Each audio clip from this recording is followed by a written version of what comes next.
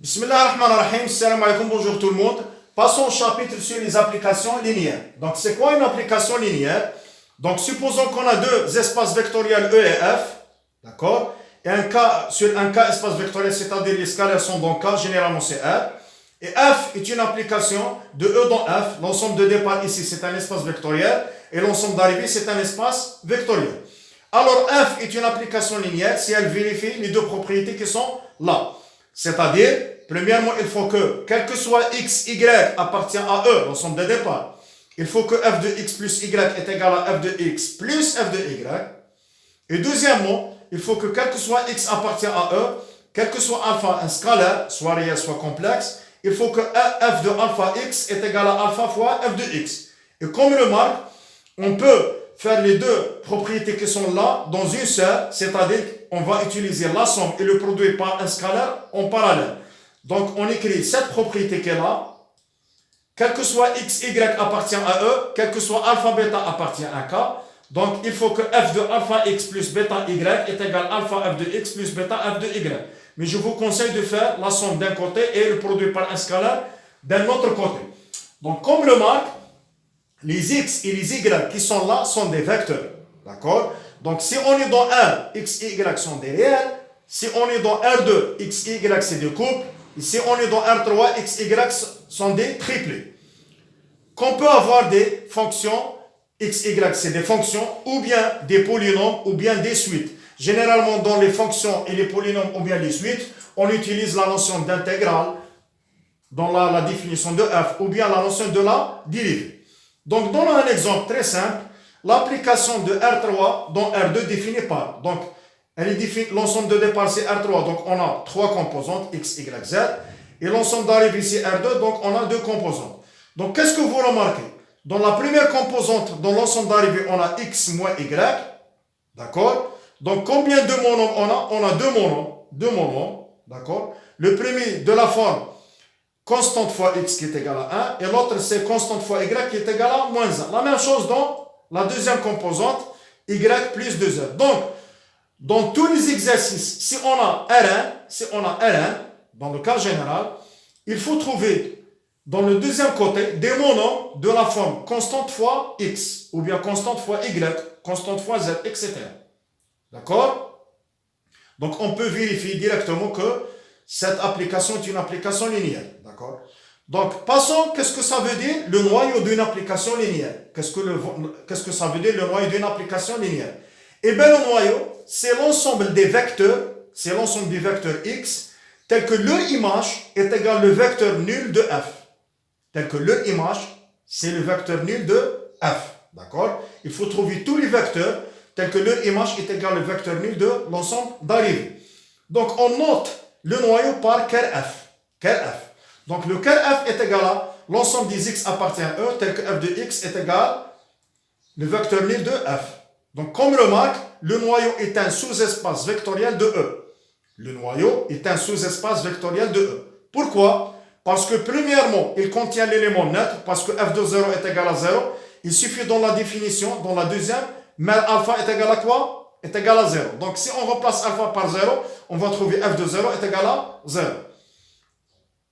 En plus de ça, f de x, si on a deux vecteurs appartient au noyau, la somme appartient au noyau, on va utiliser la première propriété qui est là, d'accord? Et si on a un scalaire fois un vecteur qui appartient au noyau, dès qu'elle appartient au noyau, on va utiliser la deuxième pour alpha quelconque, d'accord? Donc on va donner un exemple.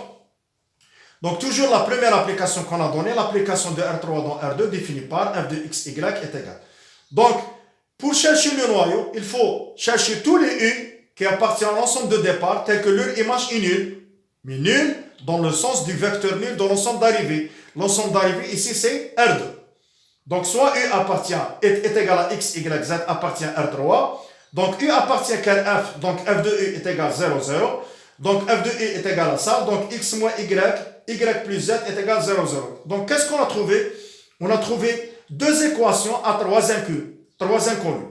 Donc, à partir de la première équation, on va trouver x est égal à y. Et à partir de la deuxième équation, on va trouver z est égal à moins y sur 2. Finalement, n'oublions pas que u est égal à x, y, z. On va remplacer le x par y. À partir de ça, y est égal à y, on va le laisser. Et le z est égal à moins y sur 2 et faire sortir y en facteur. Donc finalement, tous les vecteurs de la forme y fois 1 moins 1 demi appartiennent au noyau. D'accord? Donc combien de vecteurs on a? On a une infinité. Donc ici, qu'est-ce qu'on va dire? On va dire que le noyau de f, quel de f, est le sous-espace engendré par le vecteur. C'est-à-dire, qu'est-ce que ça veut dire ça?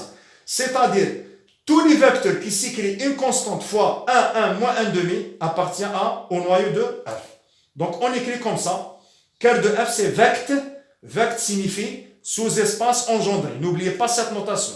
Vect, c'est sous-espace engendré par le vecteur qui est là. Donc c'est-à-dire, tous les éléments du noyau, vect, elle est due de engendré. D'accord? Donc tous les vecteurs du noyau s'écrivent alpha fois ce vecteur qui est là.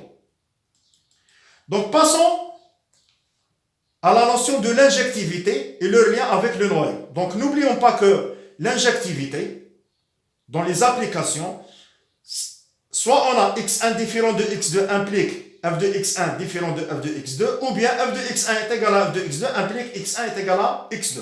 Mais dans les applications linéaires, on va utiliser ça. On a une équivalence entre f est injectif et le noyau réduit à 0. C'est-à-dire, il faut que dans le noyau, on n'a que le vecteur nul. N'oublions pas que le noyau est un sous-espace vectoriel. Donc, il contient le vecteur nul. Donc, si on n'a que le vecteur nul, on dit que f est injectif. Mais si on trouve un autre vecteur que le vecteur nul, donc f n'est pas injectif.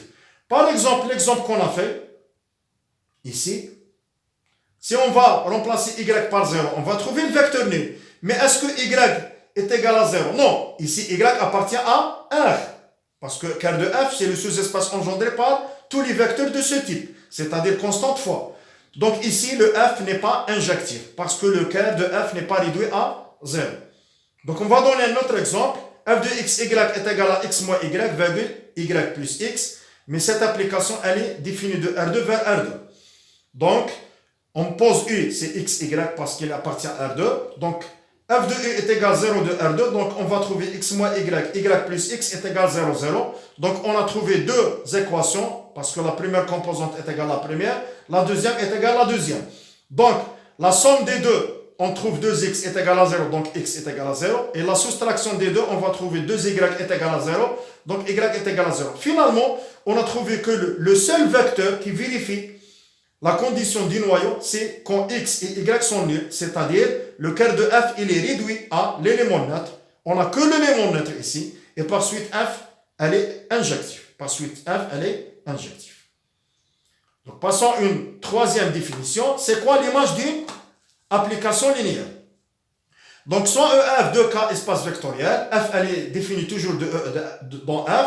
Alors l'image qui est notée IMF, c'est l'ensemble de toutes les images. C'est l'ensemble de toutes les images. C'est-à-dire IMF, c'est f de U tel que U appartient à E.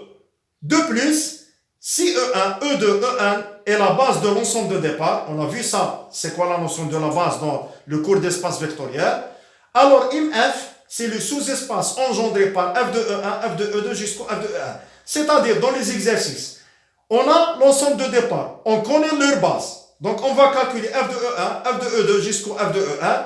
Donc, IMF, c'est vect f de E1 jusqu'au f de E1. C'est le sous-espace engendré par les vecteurs f de E1 jusqu'au f de E1. Par exemple, soit E, un R espace vectoriel de dimension 3. Bien sûr, la base canonique, c'est IJK. Donc, I, c'est 1, 0, 0. J, c'est 0, 1, 0. Et K, c'est 0, 0, 1. C'est la base de R3. D'accord? Une base de E. Le E, ici, c'est R3. Et F, l'endomorphisme de E. Donc, on va définir c'est quoi endomorphisme.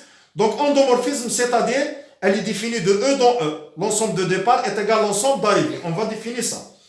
Donc, ici, on a f de I, c'est moins I plus K. F de J est égal à J plus K. Et f de K, c'est I plus J. Donc, qu'est-ce que vous voyez? Ici, on n'a pas f de x, y, z en fonction de x, y, z. On a donné l'image des vecteurs de la base. Les images des vecteurs de la base. Donc, finalement, IMF, c'est vecteur f de I, f de J, f de K. D'accord? Donc, qu'est-ce qu'il faut voir? il faut voir est-ce que F2E et F2G, F2K ont un lien entre eux, c'est-à-dire est-ce que les trois sont linéairement indépendants ou bien dépendants. Donc si les trois sont indépendants, donc IMF elle est égale à vecteur F2I, F2G, F2K. Mais si les trois sont dépendants comme dans notre cas, donc on va réduire l'un des vecteurs. Donc dans notre cas, on a F2K est égal à F2I moins F2J moins F2I. C'est-à-dire on a F2K en fonction de F2J moins F2I.